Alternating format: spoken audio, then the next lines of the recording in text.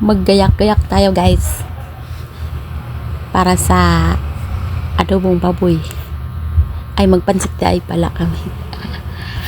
Ay oo nga pala, para sa adobong baboy at saka para sa pansit. So para sa handa natin sa New Year. So ayan po yung mga prutas namin guys. So ayan, mag-init na tayo ng galaha. Ayan na. Gisahin natin ang bawang, sibuyas, at i-stir natin. Palpak ganyan ang pagkagawa kaya nakalimutan namin na meron pa palang karne. Ang cook namin guys, tsaka royal. Magsaing tayo guys. Yan, nahalo na tuloy yung ano kasi naano namin yung nauna yung gulay igisa kaysa sa karne. Pero okay man. Nagawa naman namin ng paraan.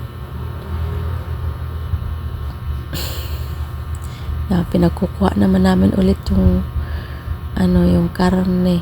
Ay yung ano yung gulay. May natira pang mga mga gulay-gulay. Konti lang naman yan. Kasi nakalimutan talaga namin na mayroon pala pang yung sahog sa pansit. Yung kaya, luluto kasi kami ngayon ng pansit guys. Ayan. Ayun ang gulay. Nagisa namin.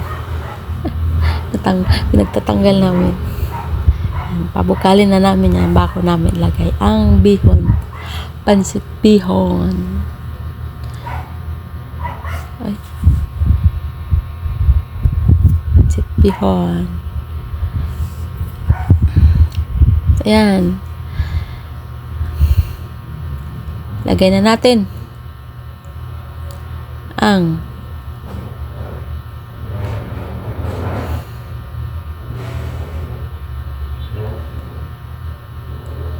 tagal naman.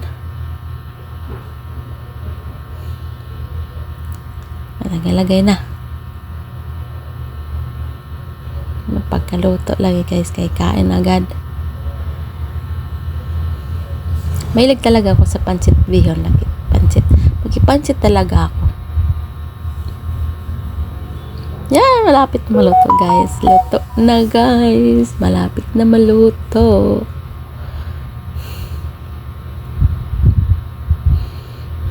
Ang pansit ni Princess. Princess yan nagluto guys, tapos ako yung nagbibidyo.